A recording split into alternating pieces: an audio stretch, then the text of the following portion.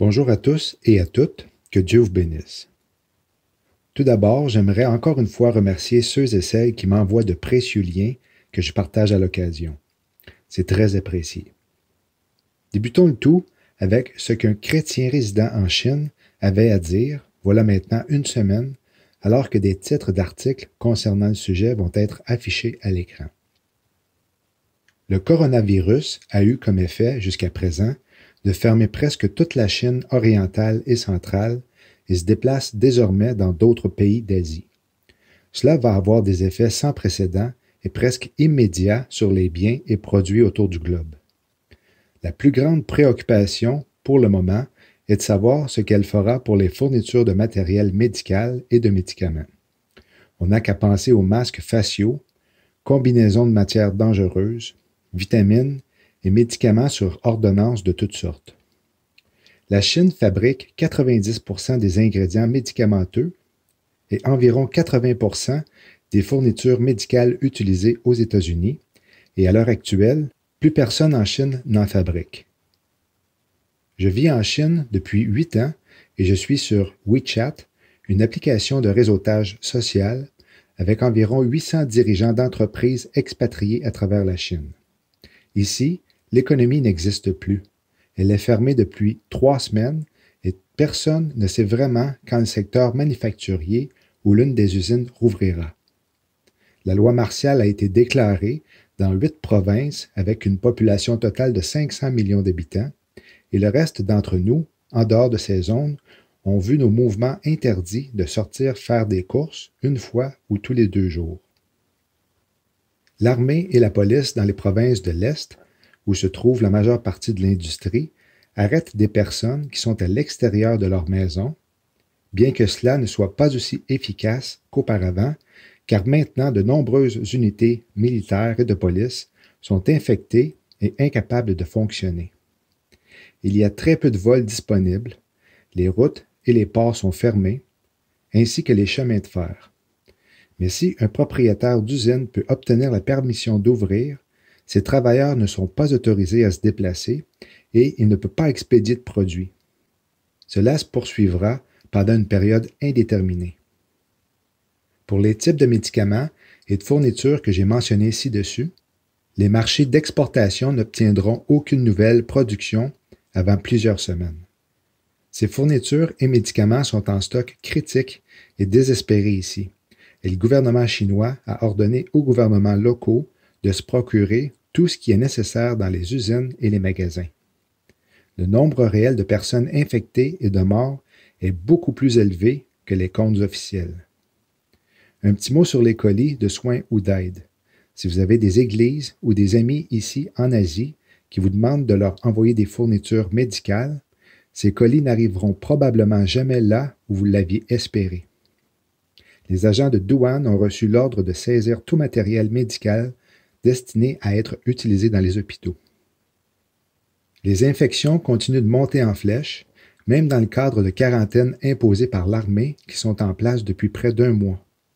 Il faut voir la réponse de l'armée ici pour le croire, et pourtant rien n'a fonctionné. Heureusement, vous n'avez pas encore eu beaucoup de cas là-bas, mais je crains que vous n'ayez que 6 ou 7 semaines de retard sur la Chine et 4 à 5 semaines sur le Japon. Kevin Wamsley. Voici maintenant une réflexion de Marcel Kent. Si la pandémie du coronavirus de Wuhan, COVID-19, a commencé à partir d'une libération accidentelle, c'était certainement un heureux accident pour les mondialistes. Tout ce que la pandémie est en train de réaliser se trouve parfaitement correspondre aux priorités absolues de leur agenda. Considérez ce qui suit.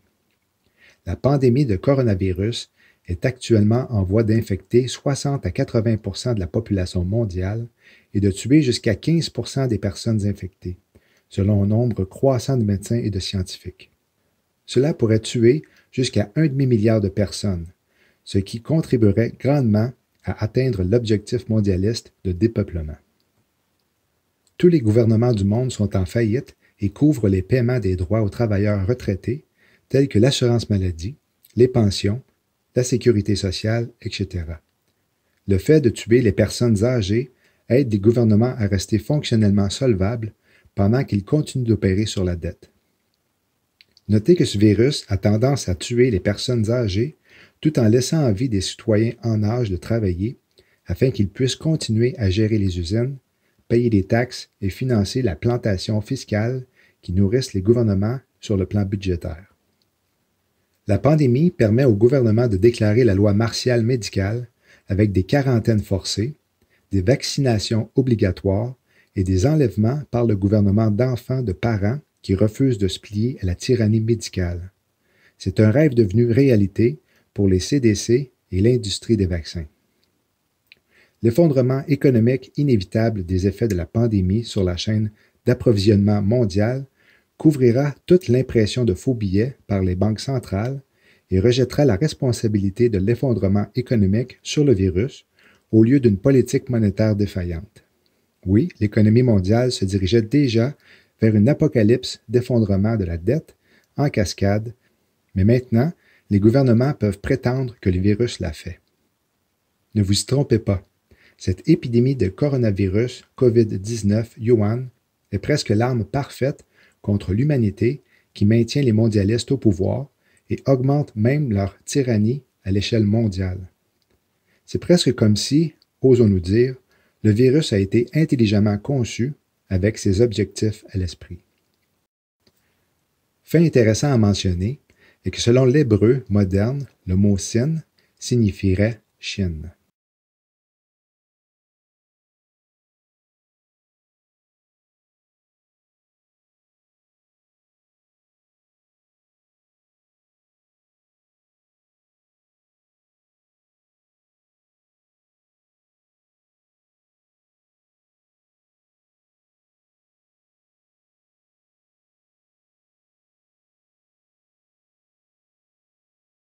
Le passage qui pourrait avoir un lien quelconque avec le temps présent est celui du livre d'Ézéchiel. Ézéchiel 30, 15 et 16. « Je répandrai ma fureur sur Sin, la forteresse de l'Égypte, et j'exterminerai la multitude de No. Je mettrai le feu à l'Égypte, Sin sera saisi de grandes douleurs. »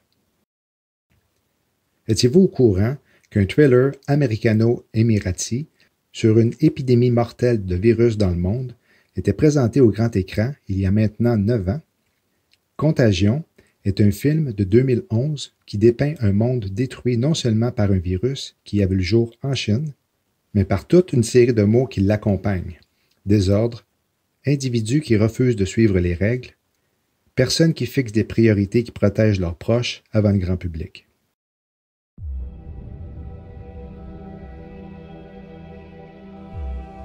C'était la pose de la première pierre d'une nouvelle usine. A-t-elle dit avoir vu des gens malades, des passagers dans l'avion, dans l'aéroport? Non, elle s'est juste plainte du décalage horaire. Une personne lambda se touche le visage en moyenne 3 à 5 fois par minute. Entre-temps, elle touche les poignées de porte, les distributeurs de boissons et les gens qui l'entourent. Bess. Maman? Non, retourne dans ta chambre, chérie. Nous avons donc un virus sans protocole de traitement ni vaccin à cette heure. Vous avez eu une attaque cérébrale, Bess. Elle a des antécédents? Non. Des allergies? Depuis hier soir, on compte 32 cas. Et là, s'il se trouve qu'elle est morte. D'accord. Maintenant, je peux aller lui parler? Monsieur Emoff, votre femme est décédée. Mais enfin, qu'est-ce que vous voulez dire? Ok. Qu'est-ce qui lui est arrivé? Dites-moi ce qui lui est arrivé! Si quelqu'un a pu trouver le moyen de militariser la grippe aviaire, c'est à ça qu'on va faire face. Quelqu'un n'aurait pas à militariser la grippe aviaire. Les volatiles s'en chargent. Il y a transmission, il ne reste plus qu'à savoir dans quel sens. Le premier jour, ça concernait 2 personnes. Puis on est passé à 4, à 16. Dans 3 mois, on en sera à 1 milliard. C'est ça qui nous pend au nez. Ils mobilisent la garde nationale et mettent le président dans le bunker. Ce sera la panique générale. Approche pas! Tout va basculer. On cache la vérité au monde. Détruis tout. Brûle les échantillons.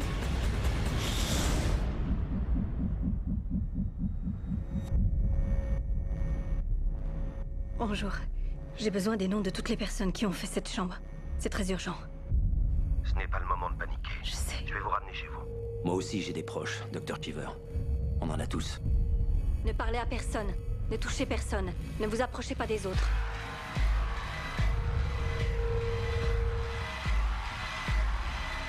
Remontez dans votre voiture. On n'est pas malade.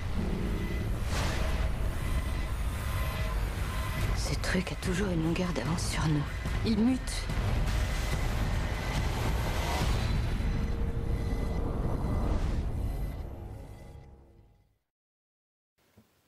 Le monde n'a jamais pensé que la grippe espagnole pourrait se produire. Les États-Unis n'ont jamais pensé qu'une grande dépression surviendrait. Les Juifs n'ont jamais pensé qu'un holocauste pourrait survenir. Les États-Unis n'ont jamais pensé qu'une grande récession se déclencherait. La dernière fois que les États-Unis ont imposé des quarantaines à grande échelle, c'était pendant la pandémie de grippe espagnole de 1918. Voici maintenant quelques informations supplémentaires de la période entourant la date butoir sur la prise de décision accordée par Donald John Trump concernant son plan du siècle. Ce plan de paix, pouvant facilement être associé à l'alliance avec plusieurs dans Daniel 9.27, qui sera confirmé par l'Antéchrist, a été dévoilé mardi le 28 janvier. Les parties concernées ont une période de 6 semaines pour s'entendre. Mardi le 9 mars semble être la date butoir. Cette date coïncide avec une superlune qui se trouvera au bord, sinon dans la constellation de la Vierge. Cette femme, dans Apocalypse 12, représente la nation d'Israël, donnant naissance à un enfant, qui, lui, symbolise l'Église de Christ, qui va être enlevée avant les 7 ans de tribulation. Le chiffre 40 apparaît souvent dans la Bible, surtout dans un contexte de jugement ou d'épreuve. Dans l'Ancien Testament, quand Dieu a détruit la terre par l'eau, il a fait pleuvoir pendant 40 jours et 40 nuits. Après avoir tué un Égyptien, Moïse s'est enfui à Madian, où il a passé 40 ans à garder des troupeaux dans le désert. Ensuite, il a passé 40 jours et 40 nuits sur le mont Sinaï et a intercédé pour Israël pendant 40 jours et 40 nuits.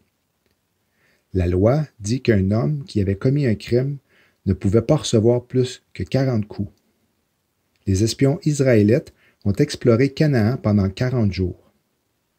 Les Israélites ont erré 40 ans dans le désert. Israël a été asservi aux Philistins pendant 40 ans avant que Samson ne les délivre. Goliath a provoqué l'armée de Saül pendant 40 jours avant que David ne vienne le tuer. Quand Élie a fui Jézabel, il a marché 40 jours et 40 nuits jusqu'au mont Horeb. Le chiffre 40 apparaît aussi dans les prophéties d'Ézéchiel et de Jonas.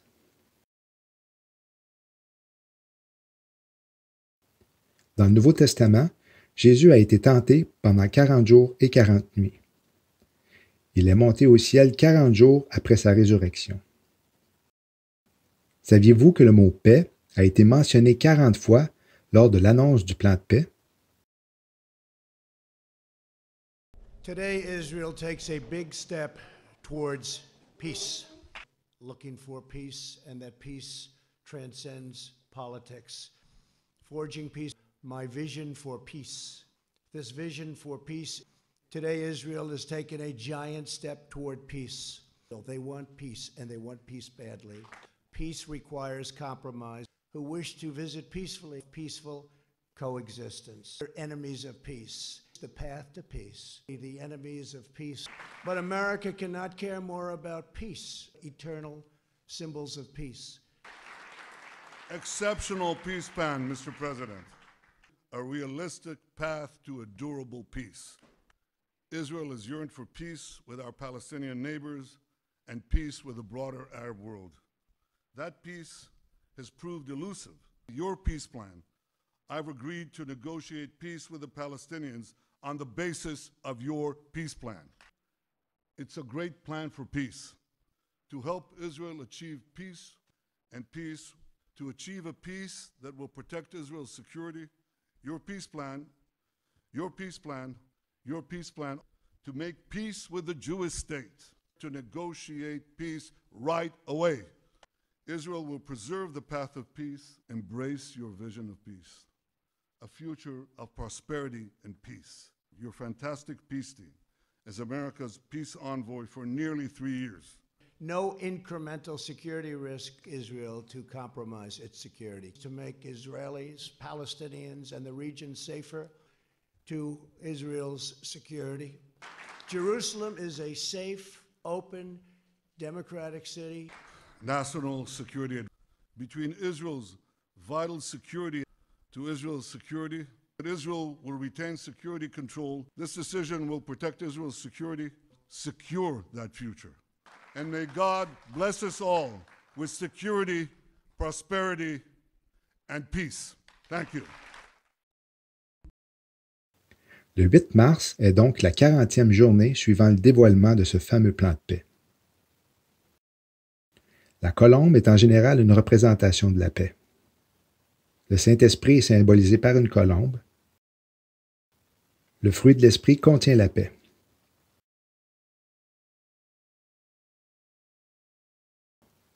La colombe est une constellation relativement récente. Elle fut introduite en 1603 et représente la colombe de l'Arche de Noé. Genèse 8, 6 à 11. Et il arriva qu'au bout de 40 jours, Noé ouvrit la fenêtre qu'il avait faite à l'arche. Et il lâcha le corbeau qui sortit, allant et revenant jusqu'à ce que les eaux eussent séché de dessus la terre. Puis il lâcha la colombe d'avec lui, pour voir si les eaux avaient fort diminué à la surface de la terre. Mais la colombe ne trouva pas où poser la plante de son pied, et elle retourna vers lui dans l'arche, car il y avait de l'eau à la surface de toute la terre.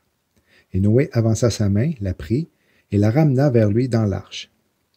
Et il attendit encore 7 autres jours, puis il lâcha de nouveau la colombe hors de l'arche. Et la colombe revint vers lui vers le soir, et voici, une feuille d'olivier fraîche était à son bec. Le célèbre photographe William Coupon a photographié Trump 2 fois, en 1983 et 1992. La première fois tenant une colombe et la deuxième avec un rameau d'olivier. On peut lire dans le magazine Manhattan Inc. en 1983, alors qu'il était photographié avec une colombe dans ses mains, Trump offrait ses services en tant que négociateur de paix entre les Israéliens et les Palestiniens. Le voici maintenant, 35 ans plus tard, proposant la paix par la division de Jérusalem. Curieusement, Jonas est Yona en hébreu et signifie colombe. La seule fois où le même mot est mentionné à part que dans le livre de Jonas, dans l'Ancien Testament, et dans 2 Rois 14, 25, alors qu'il est question des frontières d'Israël. Jérémie 8, 7. La cigogne elle-même dans le ciel connaît bien le temps des migrations. La colombe, la grue et l'hirondelle observent les époques de leur retour. Mais mon peuple ne connaît pas les lois que l'Éternel a établies. En conclusion, je vous laisse avec le verset affiché au dos de la pièce de monnaie d'un demi-shekel avec la figure du président Trump dessus. Ésaïe 68. Qui sont ceux-là qui viennent volant comme un nuage ou comme des colombes qui regagnent leur colombier?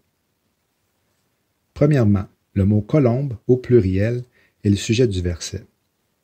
Le mot en hébreu est le même que celui utilisé dans le livre du Cantique des Cantiques, représentant l'épouse de Christ.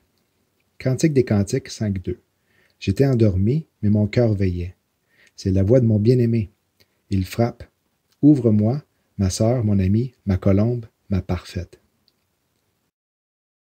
Deuxièmement, colombier, quant à lui, peut être utilisé pour pouvoir dire fenêtre ou écluse, comme au temps de Noé, alors que les écluses du ciel s'ouvrirent. Genèse 7.11. L'an 600 de la vie de Noé.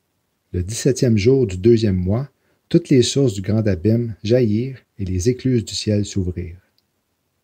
C'est lors de l'enlèvement que l'entrée du royaume des cieux va s'ouvrir. Le meilleur exemple est celui de l'apôtre Jean, qui fut ravi au ciel en esprit, au son de la trompette, après l'histoire de l'Église racontée dans les 2 chapitres précédents. Apocalypse 4.1. Après cela, je regardai, et voici une porte était ouverte dans le ciel. Et la première voix que j'avais entendue, comme celle d'une trompette, et qui parlait avec moi, dit « Monte ici, et je te ferai voir les choses qui doivent arriver après celle-ci. » Dernière remarque concernant le verset d'Ésaïe est que le mot « volant » est le même qui termine le psaume 90.10. Les jours de nos années s'élèvent à 70 ans, et pour les plus robustes, à 80 ans. et l'orgueil qu'ils en tirent n'est que peine et misère, car ils passent vite, et nous nous envolons. Shalom.